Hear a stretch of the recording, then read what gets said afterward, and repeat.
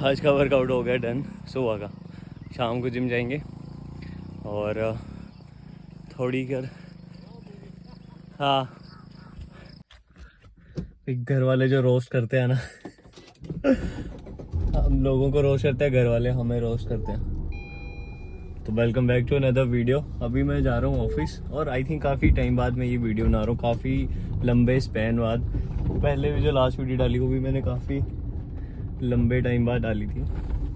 बाकी खुशखबरी है, यूट्यूब ने वो क्राइटेरिया चेंज कर दिया था अपना मोनेटाइजेशन का। वो 500 सब्सक्राइबर और उन्होंने shit for the first time sheet belt लगाना भूल गया मैं। तो उन्होंने क्राइटेरिया कर दिया लेंथी वीडियोस का, वॉच टाइम होना चाहिए 3000 घंटे और जो शॉर्ट्स थे वो 3 मिलियन है आई थिंक उसमें व्यूज़ का।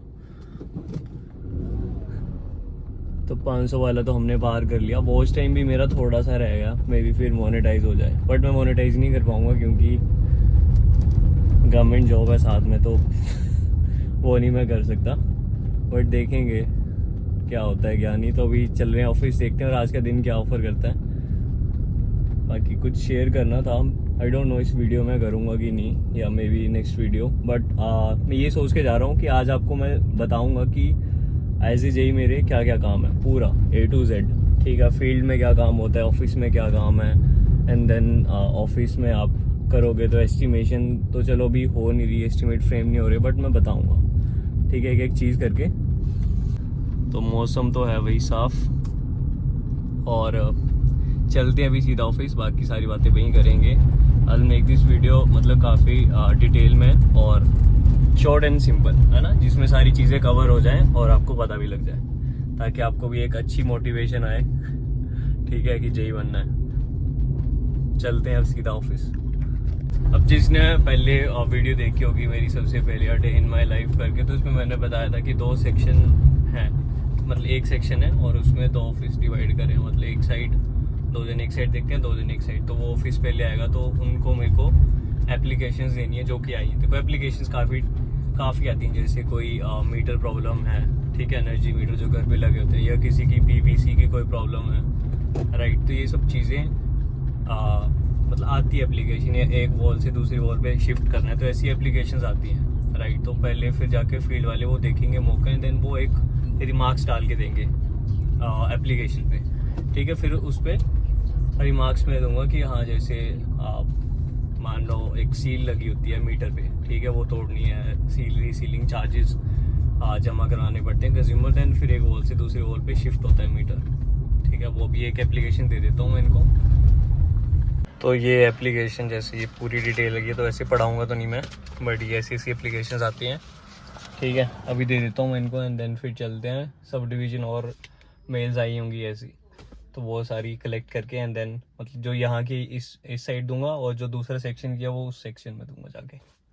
और ऐसी एप्लीकेशंस काफ़ी आती हैं, मतलब किसी की वायर टूट गई है या फिर किसी के घर के ऊपर आ गया तो वो मौका देखने जाना पड़ता है, मतलब साइट विजिट में। ठीक है, या कोई सैग जो लूज़ हो गया हो, है ना, किसी के घर के ऊपर हो, है ना। पहले तो क्या होता है कि जो मतलब कोई लाइन पड़ी है, ठीक है, LT हो गया, HT हो गया, कोई लाइन पड़ी है और उसके नीचे कोई घर बनाएगा, ठीक है, तो उसके लिए वो खतरा होता है ना, कोई उसकी रीच में आ गया, कोई उसको टच करेगा, तो उससे पहले फिर आपको एक लेटर निकालना पड़ता है अनऑथोराइज कंस्ट्रक्शन का। ठीक है, तो ये सब चीज़ें देखनी पड़ती हैं फील्ड में जाके, और इनसे रिलेटेड काफ़ी आपको एप्लीकेशंस आती हैं। ठीक है, ये सारी एनर्जी मीटर की होगी, PVC होगी, साइट विजिट में कोई तार टूट गई है या फिर कोई सैग लूज है, नीचे रीच में आ रहा है कोई, जैसे अब यहाँ तो देखो सारा रूरल एरिया में, जैसे यहाँ खेतों से भी गई होंगी। अब यहाँ से मैं दिखाता हूँ आपको, जैसे 1 मिनट,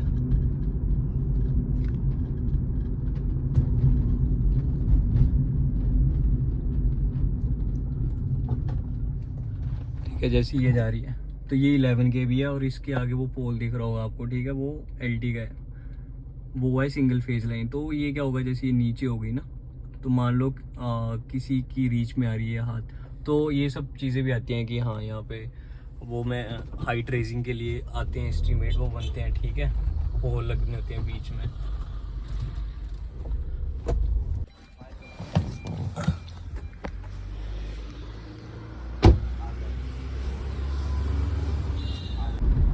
एप्लीकेशंस की बात हो गई थी एंड देन फिर आपके पास आते हैं डिस्ट्रीब्यूशन ट्रांसफार्मर, जिनसे 3 फेज सप्लाई जाती है, ठीक है, जो कि मेनली घरों को जाती है सप्लाई, ठीक है। वो फिर सिंगल फेज हो सकती है, 2 फेज हो सकती है, 3 फेज भी हो सकती है। तो क्या होता है कि केवल लोड ज़्यादा हो जाता है, जैसे 25 kVA का है तो वो कितने एम्पियर तक लेगा लोड, ठीक है, उस पर डिपेंड करता है। जैसे 100 kVA का ट्रांसफार्मर है तो वो कुछ 90 मतलब 90 के आसपास या 100 के आसपास, अगर फुल लोड कैपेसिटी पे तो नहीं चला सकते हम किसी भी चीज़ को, ठीक है, थोड़ी बहुत रखनी होती है, तो फिर आपको वो अपग्रेड करवाने पड़ते हैं। जैसे 100 का है तो उसके बाद 250 kVA का हो गया, ठीक है। अगर 25 का है तो 63 kVA का, तो ये भी आपको ही देखना होता है, राइट। तो बाकी kVA में क्यों होती है आपको ज़्यादा बेटर पता होगा, क्योंकि लॉसेस जो हैं ट्रांसफार्मर के वो वोल्ट में और एम्पियर पे डिपेंड करते हैं, आयरन लॉस, कॉपर लॉस जो भी है, ठीक है। तो इसलिए वो, और जो पावर ट्रांसफार्मर होते हैं जो कि सबस्टेशन में लगते हैं, वो उनकी कैपेसिटी होती है MVA में। अब जैसे मैं आपको बताता हूँ, एक ट्रांसफार्मर आगे चल के, तो वो 100 kVA का, उसका लोड चला जाता है 110 एम्पियर। तो क्या होता है उसकी वजह से वो ख़राब हो जाते हैं, केवल लोड ओवरलोड हो जाता है, तो वो जल जाते हैं ट्रांसफार्मर। तो उसको हम 100 kV से 250 kV भी कर सकते हैं, एंड या फिर हम एक और 100 kVA का लगा के आधे गांव की सप्लाई उससे दे देंगे, ठीक है। तो अभी प्लान वही है।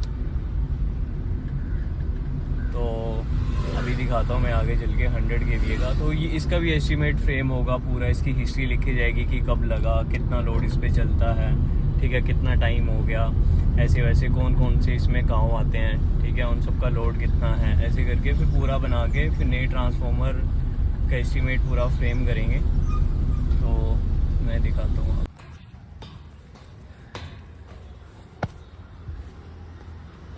ऑफिस हो गया था शिफ्ट, तो यहाँ मंदिर है नीचे, ऊपर ये रूम लिया है हमने।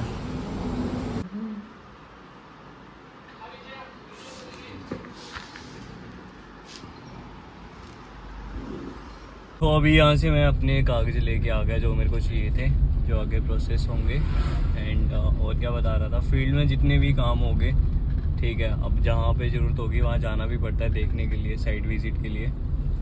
एंड ऑफिस में देखो एस्टिमेशन फ्रेम हो गया, रिपोर्ट्स भेजनी होगी, लॉसेस कैसे निकलते हैं ट्रांसफार्मर के, मैं वो बता देता हूँ आपको। मान लो एक ट्रांसफार्मर है, ठीक है, उससे 10 घर चलते हैं, तो उसमें से मान लो जो सप्लाई जा रही है, जो आपके एनर्जी मीटर होते हैं, ठीक है, उसमें आते होगे ना रीडर, घर पे बिल बनाते हैं वो, तो कितनी यूनिट्स आपने कंज्यूम करी, ठीक है, उसके ऊपर आपका बिल बनता है। तो मान लो 500 यूनिट्स गई ट्रांसफार्मर से, ठीक है, उसमें आएगा कि यूनिट्स सेंट कितनी हुई, ठीक है, वो आ गया 500। और 10 घर है, मान लो अगर वो 50-50 यूज़ करते हैं तब जाके वो 500 हुई। बट लॉसेस की वजह से, या मतलब चोरी कर रहा है कोई, ठीक है, मीटर से पहले ही वो कहीं कनेक्शन दे के बिजली यूज़ कर रहा है वो, ठीक है, वो चोरी का केस है, तो वो यूनिट्स उस एनर्जी मीटर में नहीं काउंट होंगी। तो मान लो 400 यूनिट्स कंज्यूम करी 10 घरों ने, तो 100 यूनिट्स का लॉस हो गया। वो लॉसेस, अब ये लॉसेस कई बार क्या होता है कि कटिंग नहीं हुई होती, ठीक है, टहनियाँ जो हैं वो एक फेस के साथ टच कर रही हैं मान लो, तो उसमें भी लॉसेस आएंगे। थोड़ा चोरी के केसेस होते हैं, मेनली आपका कटिंग कुटिंग का ही होता है, ठीक है, मेनली। तो ये आ गया अब चोरी केस। तो चलो अभी लोग इतने अवेयर हैं, बाहर का होते होंगे थेफ्ट केसेस, बट यहाँ पे इतने नहीं हैं। चलो, तो ये सब चीज़ें होती हैं। तो लॉसेस का भी वहीं से पता लगता है, वो मीटर लगे होते हैं ट्रांसफार्मर के साथ, तो उसमें आपको पता लग जाता है कि कितनी यूनिट्स गई, कितनों का। फिर यूनिट्स आपके पास एक ही डेटा होगा कि यूनिट्स कितनी गई, फिर बाकी जो डेटा आएगा कि कितनी यूनिट्स पे बिल बना है, ठीक है, वो आपको रीडर बताएगा, ठीक है, अंदर से पता लगेगा ऑफिस में जाके कि हाँ अगर 500 यूनिट्स गई हैं, 400 का बिल बना है, तो 100 यूनिट्स मतलब लॉस हो गया। तो ऐसे लॉसेस भी बनते हैं हमारे। तो ये हो गए। बाकी लॉसेस के बारे में आपको थ्योरेटिकली तो जैसे कॉपर लॉस हो गए, फिर आयरन लॉस हो गए, ये सब चीज़ें पढ़ते हैं, है ना। तो ये मेरे सेक्शन के थे 2 लड़के आ रहे, इनको अभी तो मैं सेक्शन बैठा था, अभी यहाँ ऑफिस में कागज़ हैं कुछ, वो देने हैं इनको। अब इसके बाद बात करेंगे कि सैलरी, फिर ठीक है, अलाउंसेस, ये मैंने पहले बताया था बट क्लियरली नहीं बताया था, बट अभी मैं बता देता हूँ। बाकी प्रमोशन किस हिसाब से होती है वो भी मैं बताता हूँ आपको, ठीक है। मंदिर गया था मैंने, तो ये टीका लगाया। राधे राधे सबको। वैसे तो मैं आज को फील्ड घुमाता, बट मेरे को आज फिर से डिविजनल ऑफिस जाना पड़ेगा, साइन होंगे मेरे वहाँ पे। तो अभी सीधा चलते हैं वहाँ। बाकी मैं आपको वैसी वर्बली बता दूंगा चीज़ें, बट ये अच्छा होता अगर मैं आपको दिखाता फील्ड में जाके चीज़ें, बट अभी कोई सच साइट विजिट भी नहीं है। कल होंगी, है ना। कल का व्लॉग मैं बनाऊंगा पूरा फील्ड पे कि क्या क्या काम होते हैं, मैं आपको दिखाऊंगा। बाकी देखो मेरे पास 2 फीडर हैं, एक कांगू दंगड़ी मतलब नाम है जगह का, ठीक है, और दूसरा है बूनी। तो ये 2 फीडर हैं, इनकी मेंटेनेंस का भी है। जैसे 11 kV जो लाइन जा रही है, ठीक है, इनकी कटिंग होगी। फिर 11 kV की सप्लाई जाती है आपके ट्रांसफार्मर को, फिर वो स्टेप डाउन करेगा, ओके, 440 पे। देन फिर उनकी कटिंग भी होती है, मतलब ये ज़रूरी होती है कटिंग वगैरह, है ना। अगर कटिंग होगी तो जैसे बारिश होती है या लैंडस्लाइड होती है, तारों के ऊपर गिर जाते हैं पेड़ या, है ना, तो वो डैमेज करता है। तो इसलिए प्रिकॉशनरी प्यूरेटिव मेजर्स लेने पड़ते हैं, ठीक है, ताकि ये चीज़ें ना हो। बाकी बात कर रहा था मैं कि सैलरी वगैरह की, देखो हमें मिलता है 60% ऑफ हमारी बेसिक पे, ठीक है। तो बेसिक पे 44,400 है, तो उसका हमें आता है अप्रॉक्स 26,000 कुछ। तो आप उसको 27,000 लेके चलो कॉन्ट्रैक्ट पीरियड में, ठीक है। तो 2 साल का कॉन्ट्रैक्ट है, और 1 साल में जो रेगुलर होते हैं ना, जैसे मार्च में और सितंबर में, 1 साल में 2 बार हम रेगुलर होंगे। जैसे अब मेरी ज्वाइनिंग है जून की, तो मैं मार्च अगले साल, अगर मार्च से पहले अगर मैंने ज्वाइन कर लिया होता तो मैं अगले साल मार्च में रेगुलर हो जाता। लेकिन मेरी ज्वाइनिंग है जून की, तो इसलिए मैं सितंबर में जाके रेगुलर होऊंगा, मतलब अगले साल सितंबर में। फिर सैलरी बढ़ जाएगी, मतलब 60 के करीब आ जाएगी, ठीक है। बाकी डीए कितना इंक्रीज होता है तो उसके हिसाब से 60 और 70 के बीच ये ग्रोस है, ठीक है। बाकी आप जो कटवाएंगे वो तो आपके ऊपर है, कितना कटवाना है आपने, कितना नहीं, ठीक है। तो ये सारा सैलरी का हो गया। और मेडिकल फैसिलिटी है, ठीक है, मेडिकल बिल्स लेके आओ तो आपको कुछ परसेंटेज मिल जाता है। अब इतना नहीं मेरे को पता कि कितना मिलता है, बट मिल जाएगा, जय हो प्रभु। तो ये सब चीज़ें हैं। बाकी प्रमोशन का देखो डिपेंड करता है कि आप किस बैच से हो। देखो अभी शायद काफ़ी लोग बचे हैं, जैसे मेरे बैच में हैं। ये वाली चीज़ में आपको अगर सन्नी सर आएंगे तो उनसे एक्सप्लेन करवाऊंगा कि प्रमोशन का क्या है, क्योंकि उनको ज़्यादा आइडिया इन सब चीज़ों का। वो आपको एग्जैक्ट बताएंगे कि कितना टाइम लगता है, ठीक है। रेगुलर सर्विस के आई थिंक 7 साल बाद आप एसडीओ के लिए एलिजिबल हो जाते हो। फिर डिपेंड करता है कि सीट्स हैं कि नहीं है। फिर ये 7 साल आपके 10 भी बन सकते हैं, 15 भी बन सकते हैं, 20 भी बन सकते हैं, ठीक है। तो ये डिपेंड करता है कि सीट्स कितनी वेकेंट है, क्योंकि डायरेक्ट रिक्रूटमेंट भी होती है एई की, है ना। तो सीट्स आधी वहाँ चली जाती हैं, आधी फिर आपके स्पेशल फोरमैन से भी, जैसे फोरमैन से भी बनेंगे स्पेशल फोरमैन, एंड देन फिर एसडीओ, ठीक है। तो कुछ सीट्स वहाँ चली जाती हैं, कुछ आपके एक्स सर्विसमैन आते हैं, ठीक है, वहाँ चली जाती है।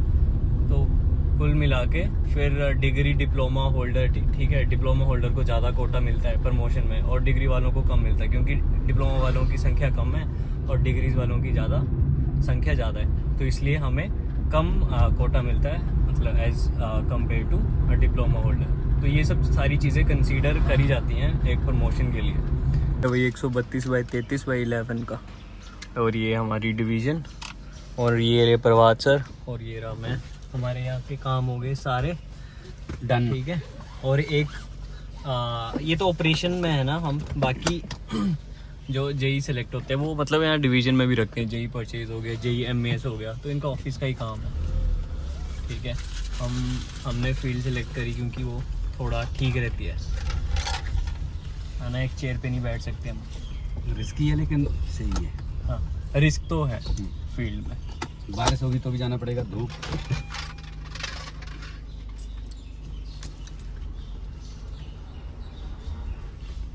देखो सन्नी सर तो आए नहीं, ठीक है। बाकी मैंने वो पार्ट किसी और वीडियो में कवर कर लेंगे। बाकी मेन तो मैंने बता दिया। देखो रेगुलर सर्विस के 7 साल, उसके बाद आप एलिजिबल हो जाएंगे एई के लिए, मैं भी। और अगर उसके 3 साल बाद, अगर मैं गलत नहीं हूँ इसके लिए, तो 3 साल बाद अगर आपको नहीं मिलती है प्रमोशन तो आपको स्केल लग जाता है फिर एसडीओ का, ठीक है, मतलब एई का। तो ये सब कुछ चीज़ें आई थिंक मैंने मेन पार्ट सारा कवर कर दिया। और अभी कुछ रह गया होगा तो वो आप कमेंट सेक्शन में पूछ सकते हो, ठीक है। वैसे तो मेन कवर कर ही लिया है मैंने, अब जितना मेरे को लगा उतना तो मैंने कवर कर दिया, ठीक है। अभी तब भी कुछ रह गया होगा तो आप पूछ लेना कमेंट सेक्शन में, वो तो ओपन ही है। और तो मिलते हैं नेक्स्ट वीडियो में। आई होप कि आपको ये वीडियो अच्छी लगी होगी, राइट। एंड कुछ और भी बातें शेयर करनी है वो नेक्स्ट वीडियो पे बताऊंगा, ठीक है। व्यूज़ के लिए भी तो कुछ करना पड़ेगा।